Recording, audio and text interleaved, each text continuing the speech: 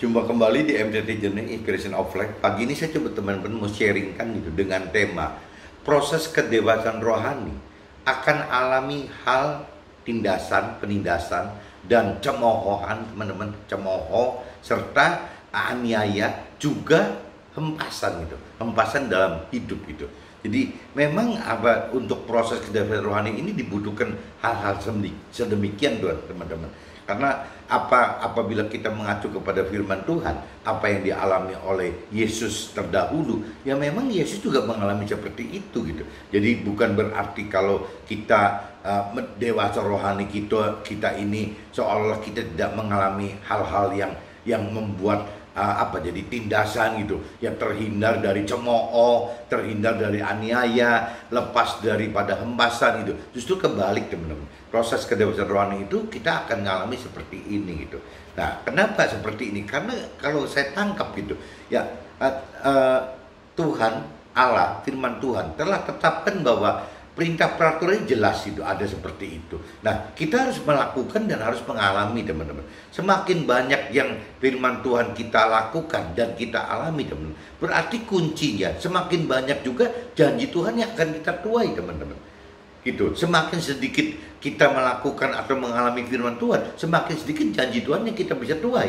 Jadi Tuhan inginkan semua kita tuai gitu. Ya, baik yang ada janji-janji Tuhan yang ada di perjanjian lama, di kitab perjanjian lama, atau janji-janji Tuhan yang ada di kitab perjanjian baru, ya semua akan dituai gitu. Nah, terutama yang di perjanjian baru, karena perjanjian baru adalah penggenapan dari perjanjian lama ke perjanjian baru, kan penggenapannya gitu. Jadi hasil akhirnya teman-teman, kalau kita bicara seperti contohnya kalau pelukis mengaduk warna gitu, misalnya nyampur warna kuning dengan merah gitu, setatnya memang terlihat kuning dan merah teman-teman, ada merah ada kuning gitu, si catnya gitu. Tapi waktu si pelukis ini mencampur, ini keluarnya bukan merah bukan kuning teman-teman, tapi bisa keluar hijau gitu loh. Nah, ini maksudnya seperti itu. Jadi apa janji-janji yang di perjanjian lama dan apa yang dijanjikan oleh perjanjian baru. Perjanjian baru adalah hasil penggenapan semua teman-teman. Jadi dari janji-janji perjanjian lama yang sekian banyak itu dan janji-janji perjanjian baru, nah akhirnya ya yang tadi ya keluar warna hijau gitu. Bukan merah, bukan kuning, tapi hijau. Nah, ini hijau ini yang Tuhan kendaki gitu. Tuhan rancangkan kendaki untuk kita. Apa sih kalau bahasa rohaninya? Ya keselamatan akhirat teman-teman. Jadi bagaimana Tuhan inginkan awal-awalnya dari cerita tingkat kedewasaan rohani kan butuh proses itu. Dari mulai bayi rohani, kanak-kanak rohani, remaja rohani sampai dengan kedewasaan rohani. Ini campuran warnanya macam-macam nih teman-teman. Tapi ujung-ujungnya Tuhan pengen hijau gitu, warna hijau. Nah, warna hijau itu adalah keselamatan akhirat. Tapi kalau warna kuning, warna putih, warna merah gitu, yaitu hanya pencampur warna untuk bisa menghasilkan formula warna hijau yang Tuhan rancang dan kehendaki buat kita gitu. Nah, cuman banyak teman-teman yang di sini berhenti teman-teman, tidak melihat hasil akhir apa yang Tuhan Allah rancang dan kendaki, tapi kita berhenti di warna ini teman-teman. Ada yang berhenti di warna merah, ada yang berhenti di warna kuning, ada yang berhenti di warna putih gitu. Padahal tiga warna ini apabila kita aduk gitu, kita campur, nah ini bisa masuk warna hijau, ya tinggal warna hijau muda, warna hijau yang sedang, atau warna hijau yang tua. Tapi intinya Tuhan pengen warna hijau teman. Bagaimana supaya kita melahirkan warna hijau dalam arti kata keselamatan akhirat. Nah, masalah mendalami lagi teman-teman. Contohnya tadi kalau kita bicara warna gitu, warna hijau ini, keselamatan akhirat itu. Kalau kita kupas lebih dalam teman-teman, kita mengerti akan firman Tuhan lebih dalam, ini terpecah lagi teman-teman. Hijaunya ini ternyata ada hijau muda, ada hijau sedang, ada hijau tua. Nah, ini kalau bicara keselamatan akhirat kan identik dengan sorga teman-teman. Ternyata dalam sorga pun sama teman-teman. Ada yang istilahnya hijau muda itu sebagai warga sorga saja gitu, tapi hijau tua itu adalah sebagai ya pengelola warga sorga, berarti timnya Tuhan di dalam kerajaan sorga gitu. Nah, ini yang Tuhan kehendaki itu sebenarnya kan yang hijaunya, hijau tuanya, warna hijau tua gitu yang Tuhan inginkan. Tapi kalau bisa masuk kategori hijau aja juga sudah bagus banget teman-teman. Nah, cuman teman-teman yang tidak atau belum mengenal Tuhan pribadi dan firman Tuhannya, ya kadang-kadang nggak bisa diajak sharing semacam ini teman-teman. Jangankan teman-teman yang tidak atau belum mengenal Tuhan atau firman-Nya gitu. Teman-teman yang sudah pede gitu, percaya diri bahwa dia sudah percaya Tuhan gitu. Dia sudah mengenal Tuhan ya, meskipun tidak dengan dasar pengenalan pengertian akan firman Tuhan atau tidak dengan dasar menghidupkan roh Tuhan. Lah, orang yang punya keyakinan ini juga susah teman-teman. Bagaimana untuk diberi pengertian yang benar gitu, yang seperti Tuhan inginkan. Tidak bisa lepas teman-teman. Harus memang mesti punya kemauan untuk mengenal Tuhan dan firman-Nya, dan juga harus punya kemampuan untuk mengerti firman Tuhan, dan harus mampu melakukan firman Tuhan. Nah, ini jadi kuncinya. Kalau kita tidak menghidupkan firman Tuhan gitu, kita tidak menghidupkan roh Tuhan di dalam kehidupan rohani kita, rasanya terlalu sulit teman-teman untuk bisa masuk ke dalam rancangan dan kehendak Tuhan yang Tuhan kehendaki itu gitu. Jadi kalau cerita warna seperti itu teman-teman, saya anggap perjalanan dari kanak-kanak dari bayi rohani ke kanak-kanak rohani, remaja rohani, dan dewasa rohani itu, kalau saya ibaratkan pelukis gitu, warna seperti itu teman-teman. Ada warna merah, ada warna kuning, ada warna putih, dan berujung ke warna hijau yang Tuhan inginkan. Nah, warna hijau ini teman-teman ada dua gitu, ada hijau muda, ada hijau tua. Nah, hijau muda berarti hanya menjadi warga sorga saja. Nah, hijau tua yang menjadi tim pengelola warga sorga tadi bersama Tuhan gitu. Kasarnya seperti itu teman-teman. Cuman saya masuk dulu ke kitab Lukas teman-teman. Kitab Lukas pasal 8 ayat 22 sampai 25. Nggak banyak teman-teman. Jadi di sini saya bacakan perikopnya 22 sampai 25 teman-teman ya. Jadi perikopnya judulnya angin ribut diredakan gitu. Judulnya itu, angin ribut diredakan. Pada suatu hari Yesus naik ke dalam perahu bersama dengan murid-muridnya, dan ia berkata kepada mereka, marilah kita bertolak ke seberang danau. Lalu bertolaklah mereka gitu. Dan ketika mereka sedang berlayar, Yesus tertidur, sekonyong-konyong turunlah taufan ke danau, sehingga perahu itu kemasukan air dan mereka berada dalam bahaya. Maka datanglah murid-muridnya membangunkan dia, katanya, guru-guru, kita binasa. Ia pun bangun, lalu menghadik angin dan air yang mengamuk itu, dan angin dan air itu pun reda, dan danau itu menjadi teduh teman-teman. Lalu katanya kepada mereka, di manakah kepercayaanmu? Maka takutlah mereka dan heran. Lalu berkata seorang kepada yang lain, siapa gerangan Yesus ini, orang ini gitu, sehingga ia memberi perintah kepada angin dan air, mereka taat kepadanya gitu. Nah, ini cerita kalau mudahnya teman-teman, ini kan cerita mujizat gitu. Jadi apabila kita mengalami mujizat, kita akan tahu bahwa Tuhan itu ada dan Tuhan itu maha kuasa. Tuhan itu sangat mulia, maha mulia gitu. Kemuliaannya tidak kira-kira. Nah, ini mujizat itu bagi rohani, baik anak-anak rohani, bagi remaja rohani, kadang-kadang dibutuhkan mujizat-mujizat ini. Nah, mujizat itu kalau yang saya alami itu ada dua, mujizat yang memang kita alami sendiri, berarti kan kita gitu, kita menghadapi gitu mujizat itu, permasalahan dan mujizat itu kita hadapi. Tapi yang saya alami itu kadang-kadang setelah kita percaya bahwa itu Tuhan, keberadaan Tuhan dan kuasa Tuhan itu ada gitu, biasanya Tuhan tingkatkan lagi teman-teman. Waktu untuk proses kebebasan rohani itu Tuhan tingkatkan lagi, terjadi permasalahan yang kita nggak bisa handling. Misalnya gitu, permasalahan timbul karena istri kita, ya permasalahan karena timbul karena anak-anak kita, atau permasalahan timbul karena orang tua kita gitu. Itu yang hubungan satu level dengan kita gitu, satu kontak langsung dengan kita. Ya kurang lebih kan begitu. Jadi kalau kita berarti kan ke orang tua kita itu ke satu level, ke istri kita satu level, bahkan sama, dan ke anak kita satu level. Kalau kita ke cucu kita kan sudah dua level gitu. Kita ke kakek nenek berarti dua level. Nah, kalau saya lihat di sini yang satu level itu ya urusannya orang tua kita dengan pasangan kita atau anak kita. Ini satu level semua. Nah, pengalaman saya teman-teman, waktu kita ada permasalahan timbul dan Tuhan ulurkan tangan memberikan mujizat kepada kita bisa merasa secara pribadi bahwa ada Tuhan yang ada gitu bagi pribadi kita, dan juga kita bisa tahu bahwa mujizat itu Tuhan itu ada, maha kuasa, maha besar gitu, maha mulia, yaitu kita rasakan. Tapi setelah proses itu berlalu, biasanya Tuhan akan ciptakan lagi, izinkan permasalahan terjadi lagi yang baru gitu. Nah, permasalahan ini timbul karena yang tadi saya bilang, ya yang terkait dengan F1-nya gitu. Jadi dengan orang tua atau pasangan atau dengan anak-anak itu bisa timbul dong.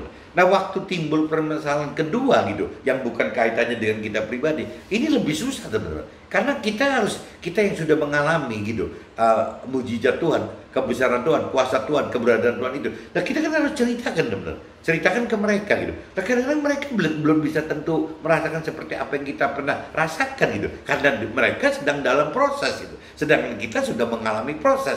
Nah ini akhirnya buat yang orang tua kita atau pasangan kita, anak-anak kita itu adalah proses pertama teman-teman, bagaimana pribadi mengalami Tuhan gitu. Nah untuk kitanya berarti kan kita yang mesti lebih ngotot kan, lebih apa ya, lebih bagaimana caranya meyakinkan, memberi keterangan, meyakinkan gitu. Nah itu juga proses lagi teman-teman, proses buat kita bagaimana kita menjadi lebih dewasa lagi teman-teman.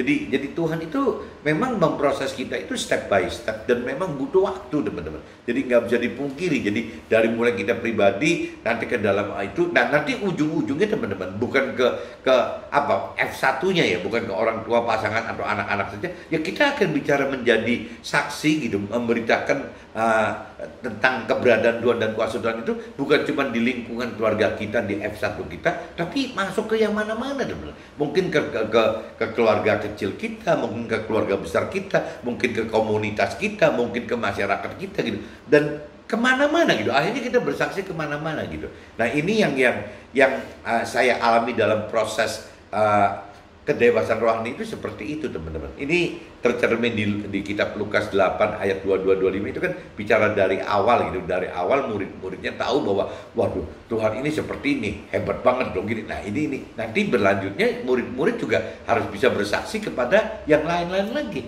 Ya berbentuk misalnya mentoring gitu teman-teman yang lain sesama, atau yang menjadi saksi gitu teman. Ini saya sudah bacakan di kitab Lukas 8 ayat 22-25 teman-teman. Nah ini terkait teman-teman, untuk saya pribadi terkait dengan kitab 2 Korintus teman-teman. Kitab 2 Korintus, coba teman-teman cari kitab 2 Korintus, pasalnya pasal 4 teman-teman. Pasalnya 4 ayatnya 1 sampai 12 teman-teman. Ini agak panjang, saya kebut aja gitu. Jadi periklopnya judulnya harta rohani dalam bejana tanah gitu. Jadi kita ini ibaratnya tanah gitu yang apa ya, masih belum well gitu kan, belum baik gitu, belum benar gitu teman. Oleh kemurahan Allah kami telah menerima pelayanan ini, karena itu kami tidak tawar hati, tetapi kami menolak segala perbuatan tersembunyi yang memalukan. Kami tidak berlaku licik dan tidak memalsukan firman Allah. Sebaliknya kami menyatakan kebenaran, dan dengan demikian kami menyerahkan diri kami untuk dipertimbangkan oleh semua orang di hadapan Allah gitu. Jika Injil yang kami beritakan masih tertutup juga, maka ia tertutup untuk mereka yang akan binasa. Jadi kalau orang yang belum terbuka gitu, belum tergerak untuk mau mengenal firman, belum tergerak untuk lebih mendalami pengertian akan firman, belum tergerak untuk melakukan firman. Nah ini ujung-ujungnya ya firman Tuhan katakan, jika firman Tuhan yang kami beritakan masih tertutup juga, maka ia tertutup untuk mereka yang akan binasa loh teman-teman. Nah ini apa nggak takut gitu ya? Jadi ayo dong buruan gitu, kalau memang udah mendengar sharing atau teman-teman mendengar khotbah dari siapa gitu, ya coba tergerak dong ya untuk mau mengenal Tuhan, untuk mau mampu mengerti firman Tuhan, untuk mau mampu melakukan firman Tuhan gitu. Ya itu nggak jauh-jauh teman-teman yang saya tadi katakan, harus bisa mau dan mengerti, mau mengenal, mengerti akan firman Tuhan, dan ujung-ujungnya nanti kita harus menghidupkan roh Tuhan untuk mengerti dan melakukan firman Tuhan gitu. Tanpa itu firman katakan yang akan binasa loh teman-teman. Nah ini jangan sampai kita masuk ke dalam kategori binasa itu kan, yaitu orang-orang. Jadi banyak persepsi orang yang tidak kenal atau mengenal, tidak atau belum mengenal Tuhan, atau orang punya keyakinan anggapnya Tuhan tuh baik aja loh teman-teman. Nggak bisa keras. Padahal kalau bicara firman-Nya kan keras gitu. Jika firman Tuhan yang kami beritakan masih tertutup juga, maka ia tertutup untuk mereka yang akan binasa. Apa ini bukan keras gitu? Dia udah bicara di gertak gitu, kalau sampai nggak kenal, nggak mengerti akan firman Tuhan dan tidak melakukan firman, ya ujungnya binasa gitu. Jadi jangan berkeyakinan kalau Tuhan itu baik sehingga tidak bisa mengambil sanksi gitu. Tuhan bisa mengambil sanksi. Dan kalau kita bicara di perjanjian lama itu kan keras sekali teman. Sanksinya kan keras sekali gitu. Yaitu orang-orang yang tidak percaya, di pikirannya telah dibutakan oleh ilah zaman ini, sehingga mereka tidak melihat cahaya firman Tuhan tentang kemuliaan si Kristusnya gitu, yang adalah gambaran Allah gitu. Sebab bukan diri kami yang kami beritakan, tetapi Yesus Kristus sebagai Tuhan, dan diri kami sebagai hamba-Mu karena kehendak Yesus gitu. Nah ini kalau saya universalnya ayat 5 teman-teman. Sebab bukan diri kami yang kami beritakan, tetapi firman Tuhan sebagai Tuhan gitu. Firman Tuhan sebagai Tuhan gitu. Dan diri kami sebagai hamba Tuhan karena kehendak dari firman Tuhan gitu. Nah ini jadi kebulak-balik kalau kita menjadi mentor rohani atau menjadi saksi gitu ya untuk pelayanan Tuhan itu ya posisinya seperti ini teman-teman. Sebab bukan diri kami yang kami beritakan, tetapi firman Tuhan sebagai Tuhan, dan diri kami sebagai hamba Tuhan karena kehendak firman Tuhan itu. Sebab Allah yang telah berfirman, dari dalam gelap akan terbit terang. Ia juga yang membuat terangnya bercahaya di dalam hati kita, supaya kita beroleh terang dari pengetahuan tentang kemuliaan Allah yang nampak pada firman Tuhan tadi gitu. Tetapi harta ini kami punyai dalam bencana tanah liat. Nah ini kita dianggapnya tanah liatnya teman-teman. Jadi kita itu bukan barang yang baik gitu ya, barang-barang yang murah sekali yang tanah liat gitu. Tetapi harta ini kami punyai dalam bencana tanah liat, supaya nyata bahwa kekuatan yang melimpah-limpah itu berasal dari Allah, bukan dari diri kami sendiri. Nah ini kita lemah itu karena kita untuk disadarkan bahwa kita ini tidak bisa apa-apa teman, selain kalau ada fungsi Allah di dalam kita, kasih karunia Tuhan yang di dalam kita itu yang membuat kita jadi apa-apa gitu. Kalau tanpa itu ya kita bukan apa-apa, kita cuma tanah liat yang nggak bisa apa-apa gitu. Dalam segala hal kami ditindas, namun tidak terjepit. Kami habis akal, namun tidak putus asa. Kami dianiaya, namun tidak ditinggalkan sendirian. Kami dihempaskan, namun tidak binasa. Nah, ini teman-teman mesti sadar nih, kalau sampai kita sudah mengerti akan firman Tuhan lebih dalam, bahwa hidup melakukan firman Tuhan itu konsekuensinya begini teman-teman. Jadi jangan dibayangin seolah-olah kalau kita hidup sesuai dengan perintah peraturan Tuhan di dalam firman Tuhan itu, kita akan mendapatkan sukses duniawi, kita akan dapat sukacita gitu. Enggak loh teman-teman. Ini kalau kita kita dalami dan mengerti akan firman Tuhan, kedalaman pengenalan pengertian firman, ujungnya firman itu begitu teman-teman. Apabila kita melakukan firman Tuhan, itu ujungnya seperti itu. Dalam segala hal kami ditindas gitu. Ya pasti begitu gitu. Ya, namun tidak terjepit. Nah ini saktinya gitu. Waktu kita ditindas, kita nggak terjepit. Kenapa? Karena ada Tuhan gitu. Karena ada Roh Tuhan di dalam kita gitu. Jadi meskipun ditindas, namun tidak terjepit. Ya, kami habis akal, namun tidak putus asa gitu. Ya kita jadi merasa dicemooh bodoh banget juga, tapi kita nggak putus asa gitu. Karena Roh Tuhan terus ngebimbing kita terus, membukakan jalan-jalan baru lagi gitu. Kami dianiaya, namun tidak ditinggalkan sendirian. Jadi waktu kita mengalami kesusahan, Tuhan tetap dampingin kita. Roh Tuhan itu yang akan selalu menjadi penolong penghibur kita gitu.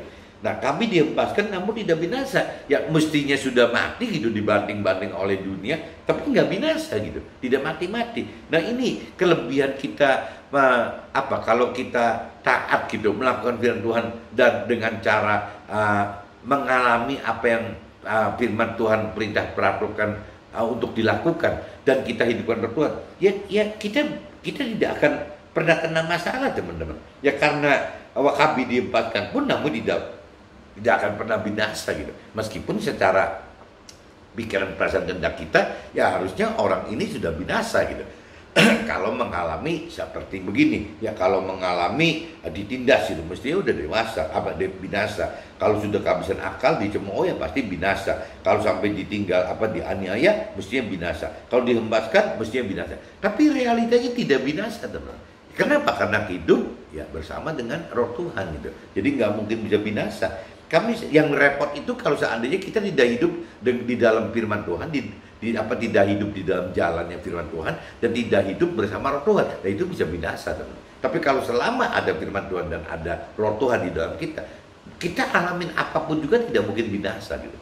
Bahkan Tuhan akan manfaatkan hal-hal berikut ini, permasalahan ini untuk menaikkan kita terus teman-teman. Ya sampai ke level warna hijau tua tadi gitu. Ya bagaimana Tuhan pengen kita bersaksi atau menjadi mentor rohani, mengajarkan gitu. Ya untuk bisa menjadi tim pengelola kerajaan sorga di sorga itu, yang mengelola warga sorga itu gitu. Tidak cuma yang warna hijau muda, tapi Tuhan pengen yang hijau tua. Nah, kita mau masuk ke dalam itu nggak? Nah, kalau orang yang hidup di dalam jalan firman Tuhan dan hidup bersama Tuhan, berhidup dengan bersama Roh Tuhan, itu nggak mungkin binasa. Ya akan pasti nyampe ke situ, karena itu memang caranya gitu. Caranya Tuhan seperti itu gitu.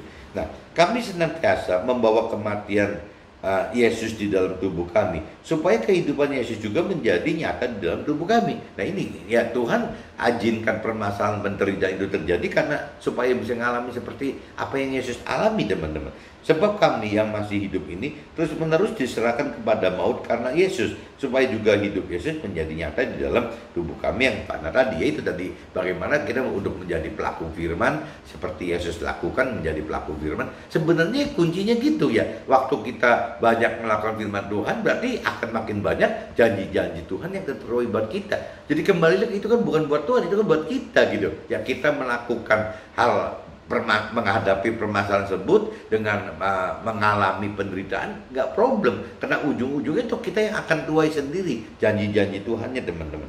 Maka demikianlah maut giat di dalam diri kami dan hidup giat di dalam kamu. Nah ini makanya jadi nggak aneh, teman-teman, kalau terus-terusan masalah-masalah menghimpit kita itu nggak aneh, karena memang ada proses yang harus kita jalani gitu loh. Nah ini saya sudah, teman-teman, bacain di kitab Lukas pasal 8 ayat 22 sampai 25. Saya sudah bacakan di kitab 2 Korintus pasal 4 ayat 1 sampai 12. Nah ini saya coba mulai masuk ke dalam apa yang saya alami, teman-teman, dalam sharing saya gitu. Dalam Alkitab saya ada dicatat masalah ini. Nah saya coba masukkan ke dalam draft. Nah saya coba sharingkan gitu. Proses kebebasan rohani pada umumnya dan pada awalnya dimulai ada permasalahan, diselesaikan dengan mujizat gitu. Ini awalnya nih, awalnya difur dulu gitu, dikasih kayak mujizat gitu, sehingga takut dan heran ya, akan keberadaan dan kebesaran serta kemuliaan Tuhan gitu.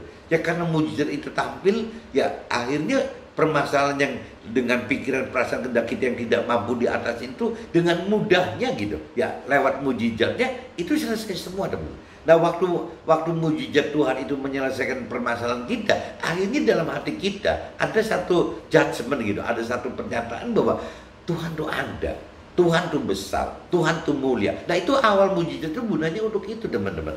Tapi itu untuk yang pemula gitu, bukan orang yang sudah dewasa rohani. Itu orang yang belum dewasa rohani butuh mujizat itu. Kalau orang yang sudah dewasa rohani tidak butuh itu. Yang orang dewasa rohani butuhnya ya pengenalan, pengertian akan janji-janji Tuhan gitu. Ya akan janji itu tuh ada apa saja sih gitu. Karena sudah punya iman, punya pengharapan, ya punya kasih kepada Tuhan untuk melakukan firman Tuhan, ya dalam arti kata ya pasti akan dilakukan, teman-teman. Jadi apa yang diperintahkan dalam firman Tuhan, orang yang dibaca rohani pasti akan lakukan gitu. Karena apa? Karena udah melewati proses tadi.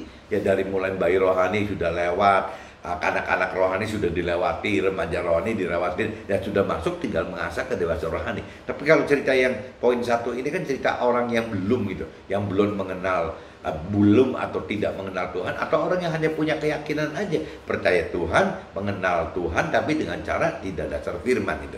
Nah ini mujizat itu sangat perlu untuk awal-awalnya, teman-teman.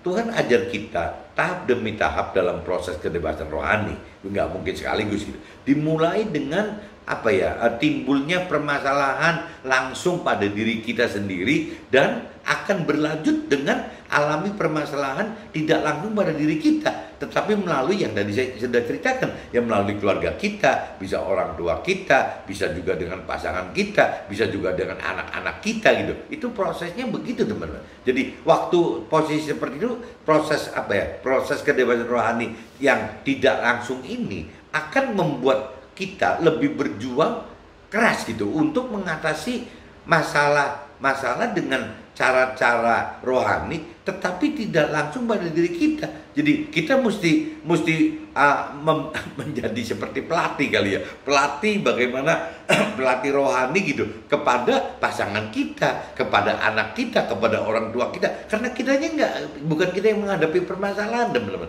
Yang menghadapi permasalahan adalah orang lain, bukan kita gitu. Ya meskipun yang tadi dikatakan F1 kita, jadi yang turunan langsung gitu. Kita dengan orang tua kita, kita dengan anak-anak kita, dan kita khususnya dengan istri kita kan satu gitu di mata Tuhan. Jadi ya cuman ada 3 cabang aja teman. Ya kita dengan istri kita dengan anak-anak kita, dan kita dengan orang tua kita.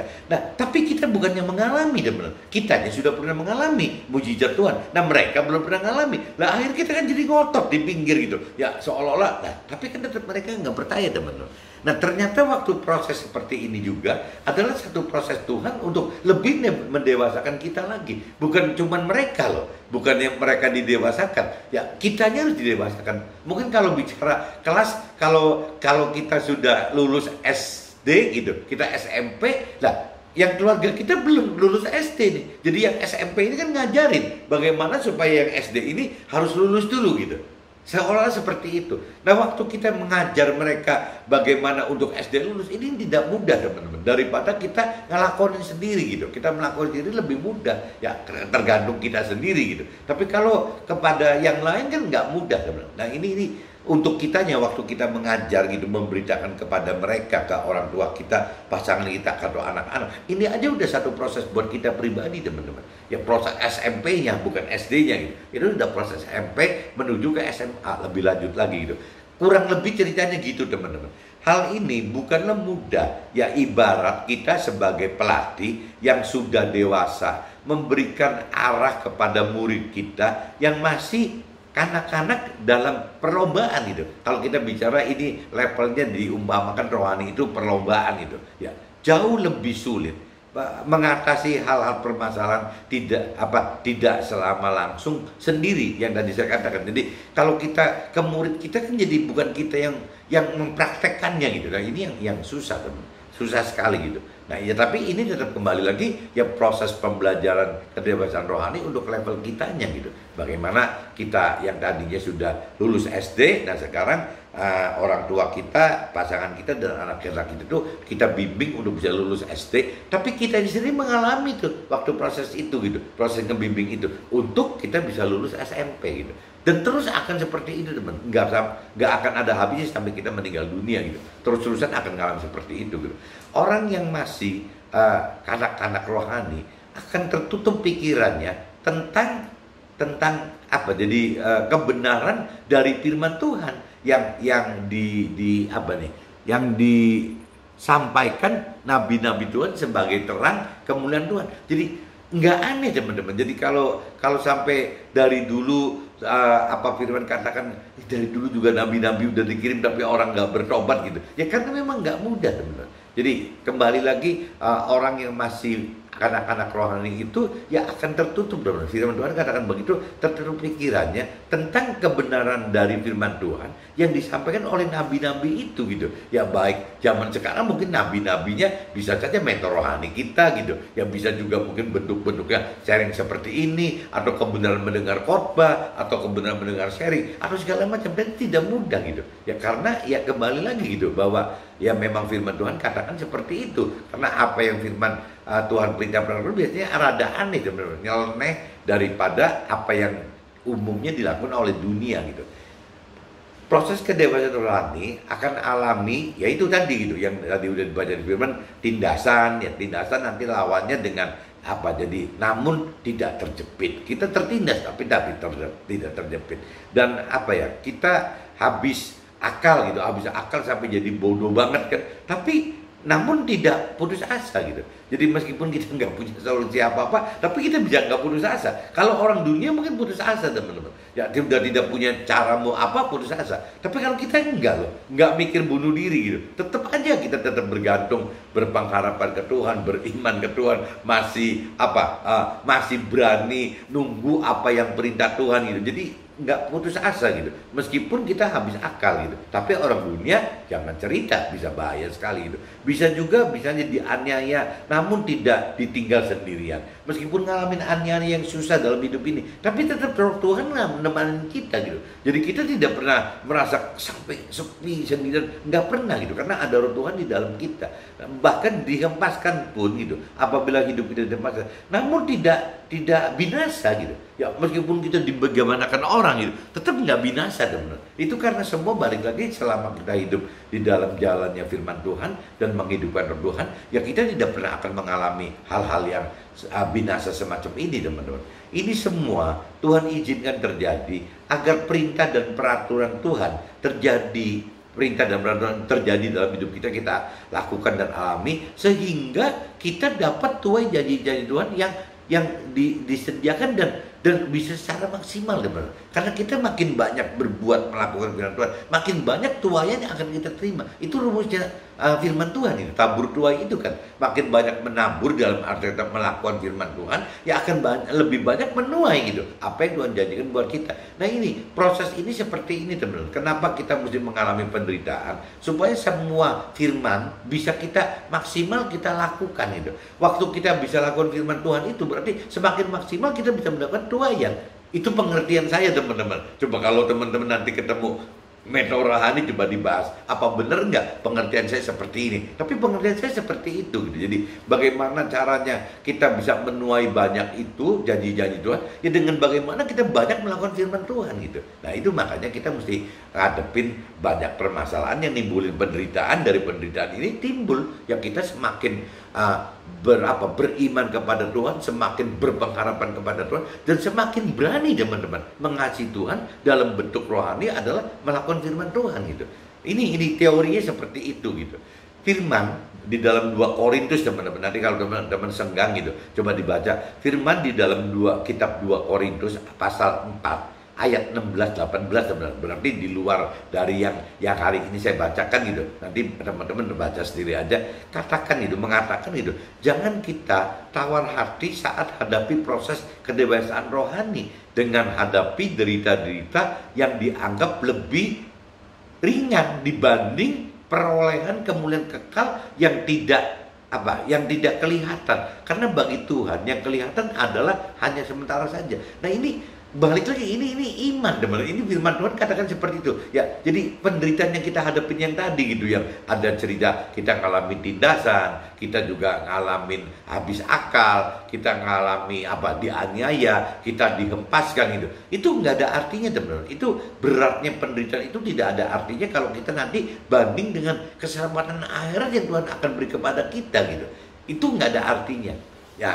Karena kalau dari versi Tuhan, dari sisi rohani, kalau kita berbicara pengharapan, kalau pengharapan itu barangnya barang kelihatan gitu, kata firman, ya buat apa gitu? Ya justru yang paling besar itu adalah pengharapan yang tidak terlihat. Nah pengharapan yang tidak terlihat teman-teman adalah pengharapan yang dalam hidup di dalam akhirat. Itu nggak terlihat teman-teman.